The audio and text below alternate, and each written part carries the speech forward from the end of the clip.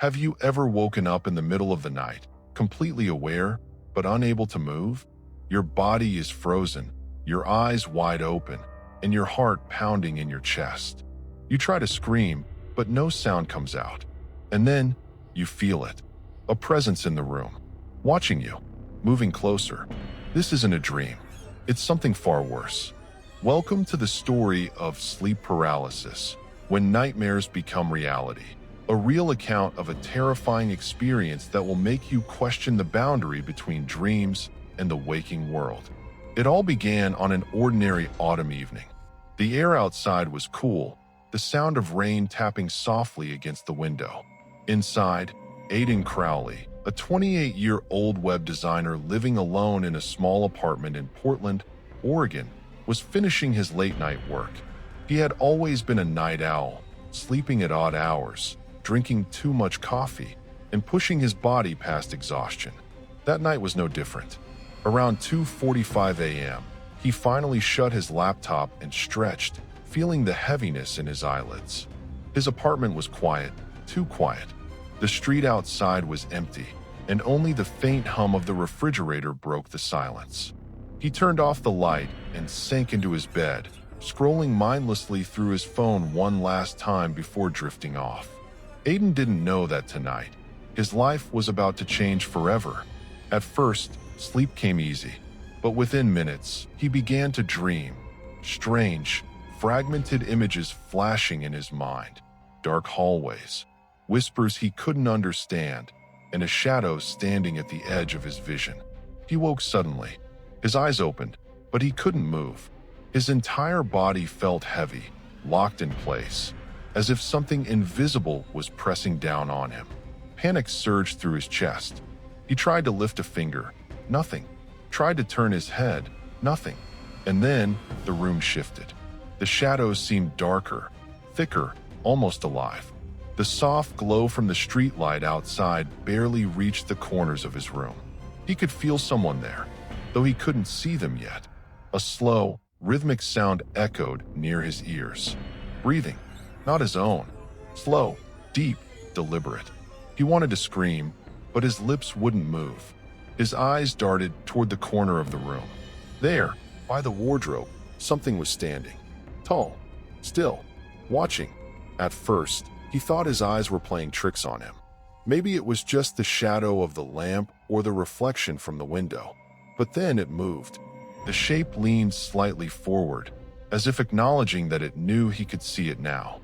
Every instinct in Aidan's body screamed to wake up, to move, to run. But he was trapped, frozen in his own body. His heart pounded so loud that it echoed in his ears. He could hear it, that low, rasping breathing growing closer, step by step. The air turned cold, and a faint smell, damp, earthy, like old soil, filled the room. He tried to convince himself it was a dream, a hallucination brought on by exhaustion. But the terror felt too real. Then a whisper, right beside his ear. You shouldn't have opened your eyes. Aidan's body jolted inside, but on the outside, he remained motionless. His mind screamed, but his throat stayed silent. The presence leaned closer. He couldn't see its face, but he could feel the weight of its stare pressing into him, cold and hateful. And then, just as suddenly as it had come, everything went silent again. The shadow slipped back into the corner. Aidan blinked, and he could move again. He gasped, sitting upright, his body trembling. The room looked normal again. The wardrobe stood still, the window was closed, and there was no trace of anyone there. He told himself it was just sleep paralysis, something he had read about before. Harmless, common, but deep down, he knew what he saw wasn't part of a dream. Something had been there, watching him, and it wasn't finished with him yet. The next morning, Aidan Crowley sat on the edge of his bed, his hands trembling as he tried to steady his breathing. Sunlight filtered through the blinds, slicing his room into stripes of gold and shadow. It should have felt comforting, safe, but it didn't. His body was sore, as if he'd been pinned down all night. His mind replayed the same moment again and again. That whisper, so close to his ear, so real that he could still feel the breath of it on his skin. "You shouldn't have opened your eyes." The words echoed in his mind like a warning he couldn't escape. He tried to shake it off. He made coffee, opened his laptop, and tried to return to work, but every time he blinked, he saw that dark figure standing near the wardrobe. It was as if the image had burned itself into his mind. Aiden decided to search online. Sleep paralysis causes, shadow figures during paralysis. Is it real or hallucination? He found thousands of results, each saying the same thing. It's harmless. It's just your brain waking before your body does. He wanted to believe that. He really did. But the feeling he had last night wasn't confusion or a dream. It was fear, the kind of fear that is weight. That night, Aiden called his old friend, Lena Morin, a psychology graduate who lived in Seattle. She had always been the rational one, grounded, calm, always seeking logical explanations. "Sleep paralysis," she said over the phone. "It's rare, but not dangerous. You're just overtired. Stress and caffeine can make it worse." Aiden laughed nervously. "Yeah, but do people usually hear voices?" Lena paused. "Voices?" He hesitated before answering. It said, "You shouldn't have opened your eyes." "It was right next to me, Lena. I could feel it." There was a moment of silence on the line. Then she said softly, "Aiden, you need rest. Try to sleep early tonight. No screens, no caffeine. It'll pass." Aiden agreed, though he didn't believe it. Because deep down, he felt like something was watching, waiting for him to fall asleep again. That night, he followed her advice. He switched off all his devices, locked his doors, and dimmed the lights. The apartment felt too quiet, unnaturally quiet, as if the entire world outside had paused to watch him. He lay in bed, staring at the ceiling, listening to the soft ticking of the wall clock. For hours, he couldn't sleep. But eventually, exhaustion took over. And then it happened again. He woke up, frozen. The same suffocating heaviness wrapped around his body. His chest rose and fell with shallow, panicked breaths. His eyes darted around the room, trying to find movement, anything. But this time, it wasn't by the wardrobe. It was standing right beside his bed. A shadow, tall, faceless, its edges rippling like smoke. He could feel its gaze burn into him.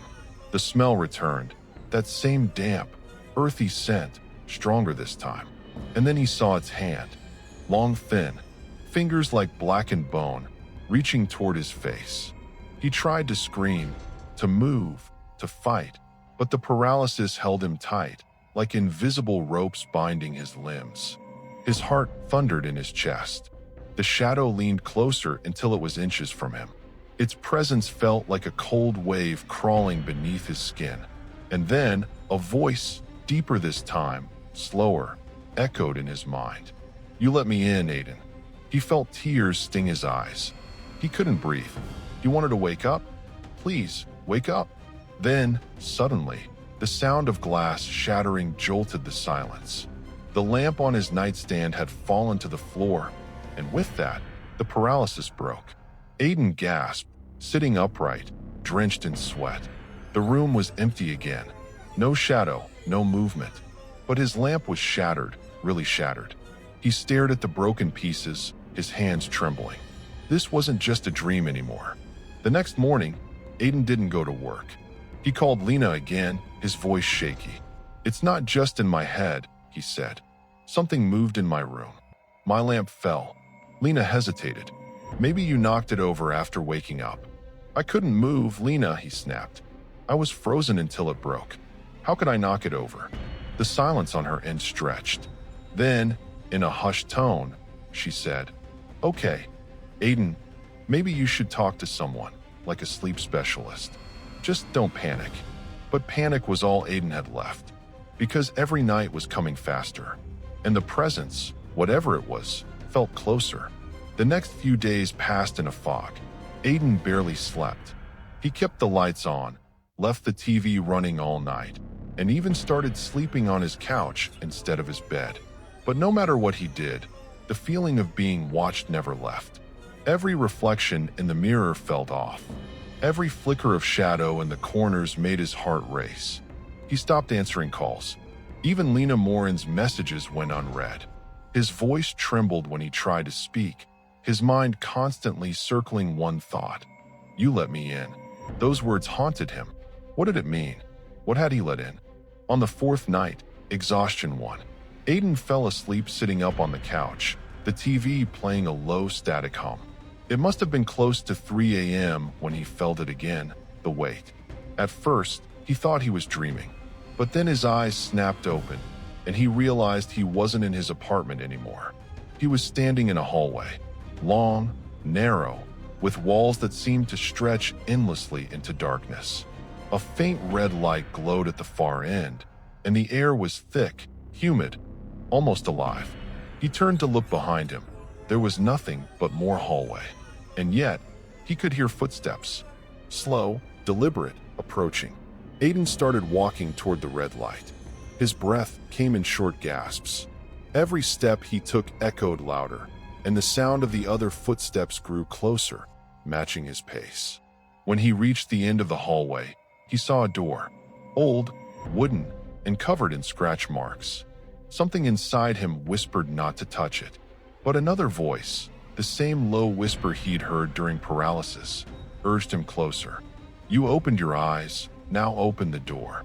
Aiden's hand trembled as he reached for the handle. The metal was cold, freezing, almost burning his skin. As soon as his fingers brushed it, he felt a pulse. Like a heartbeat, he yanked his hand back, but the door creaked open on its own. Inside, darkness. Not the absence of light, something deeper, thick, breathing. And in that darkness, two faint eyes appeared, glowing, unblinking, watching him. He stumbled backward. His breath hitched.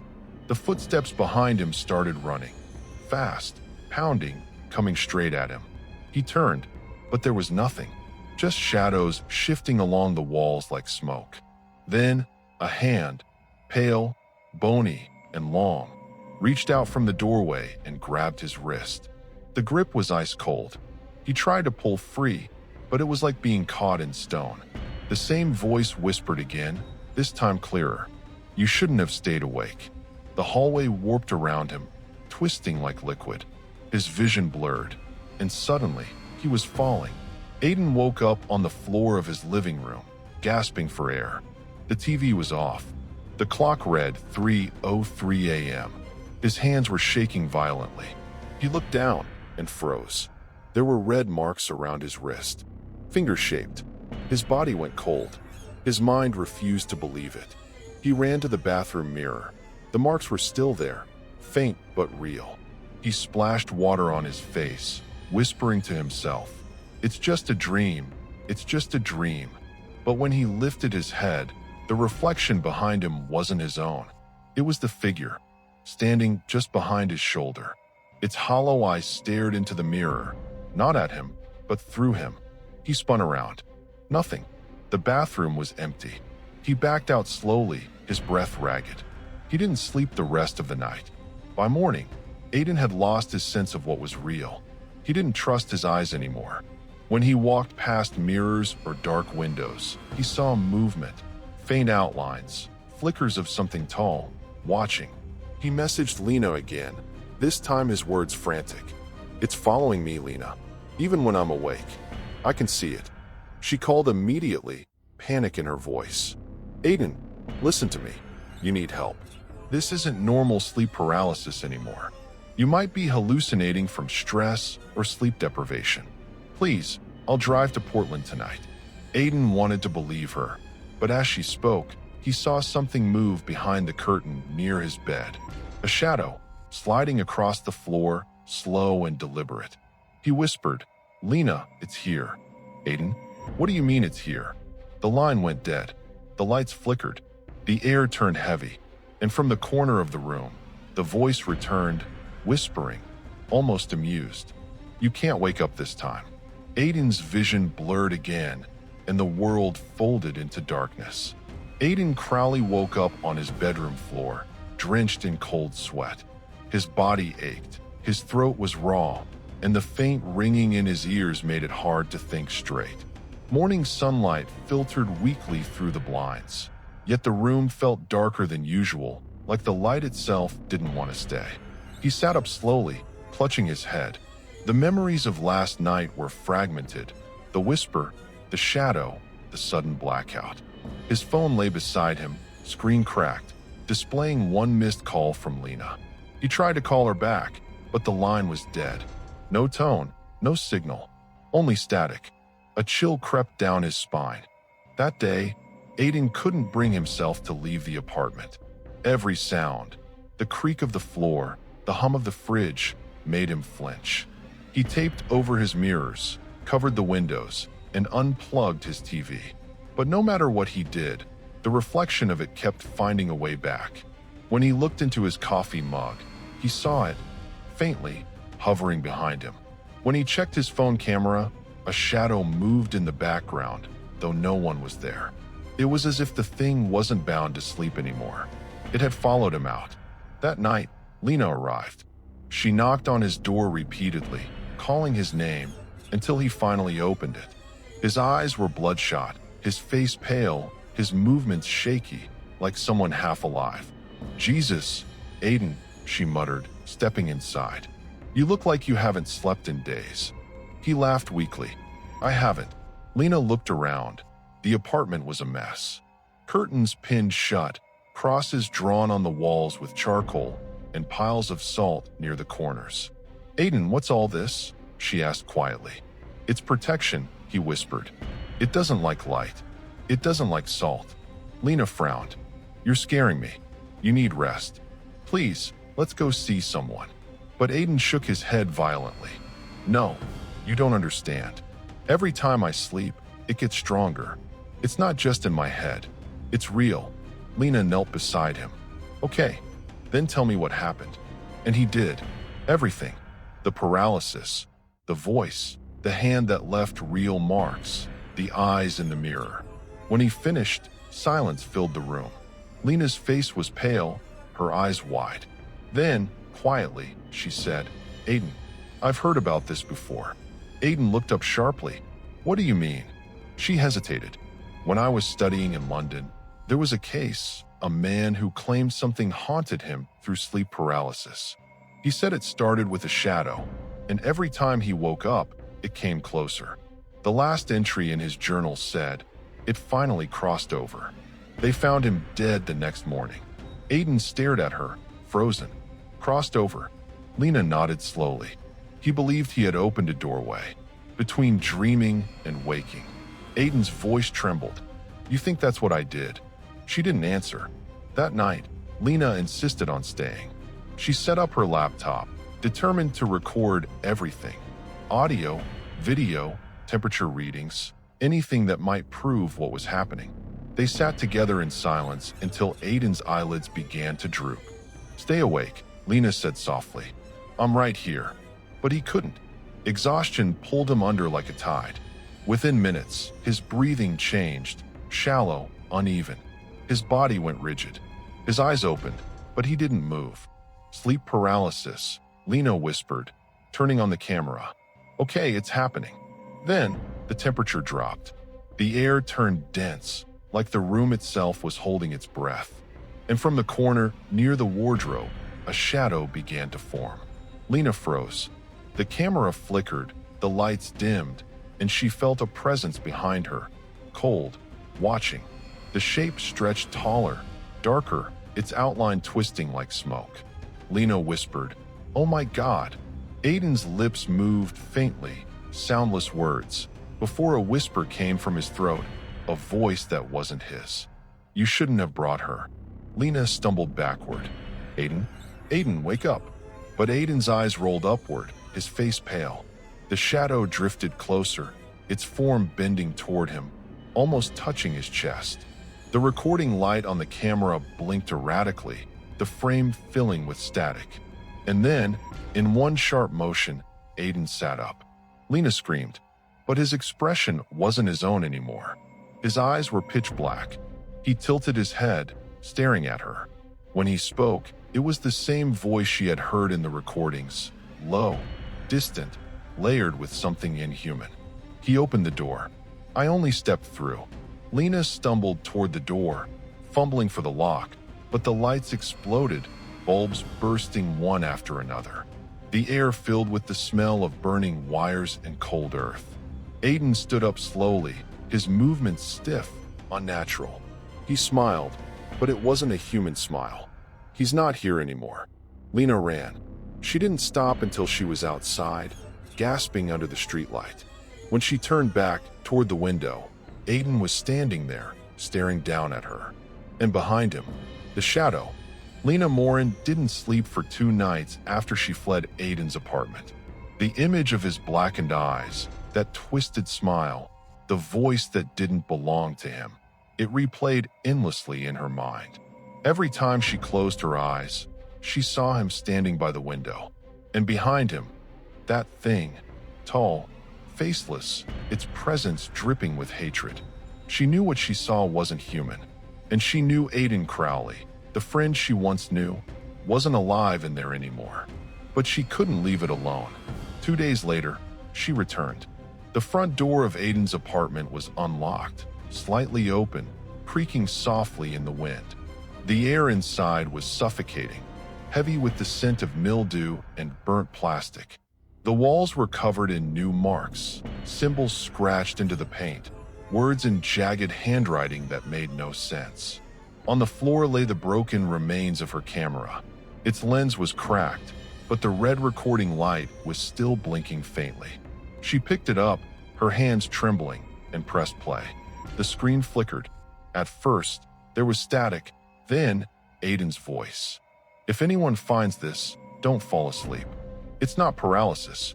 It's a door between what we dream and what dreams of us." The image shook violently. The shadow appeared in the corner, crawling toward him, and then the feed cut out. Lena dropped the camera, her breath coming in shallow gasps. She turned toward the bedroom. The door was half open. Inside, faint whispering, low, rhythmic, like someone praying in reverse. Against every instinct screaming in her head, she stepped closer. The whispers grew louder, clearer. He opened the door. He opened the door. He opened the door. Her trembling hand pushed the door wider. And there, sitting on the edge of the bed, was Aiden.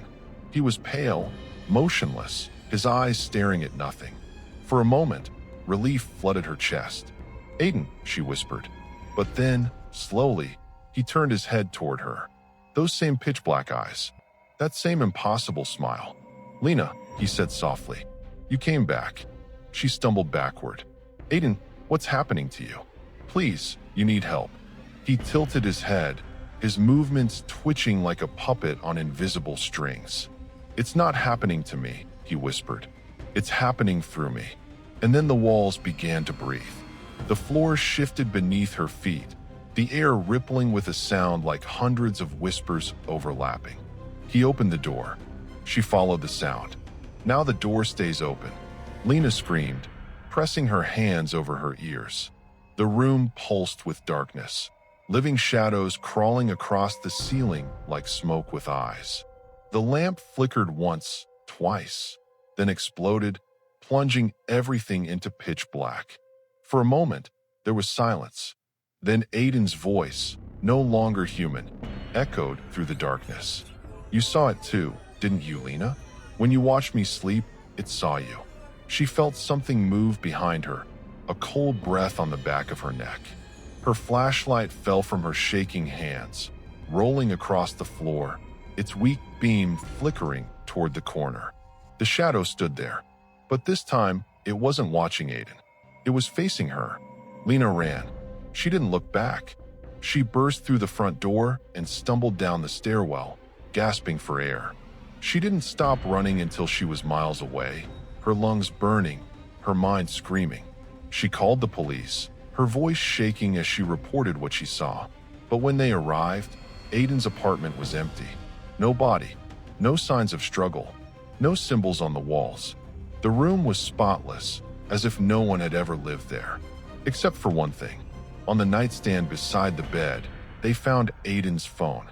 The screen was cracked, and on it was a single video file titled Doorway. Lena couldn't resist. Days later, in her apartment, she watched it. The video showed Aiden lying in bed, asleep. For several seconds, nothing happened. Then his eyes opened, slowly, staring straight at the camera. He smiled. "It doesn't need the dark anymore," he whispered. "It's awake now." And then, the screen went black. Lena froze, because in the faint reflection of her laptop screen, behind her own image, stood a tall, faceless shadow. And that was sleep paralysis, when nightmares become reality. Sometimes, what we believe are dreams aren't dreams at all, they're invitations. Once you open that door, it doesn't always close behind you. So, next time you wake up and can't move, and you feel something watching you in the dark, don't open your eyes.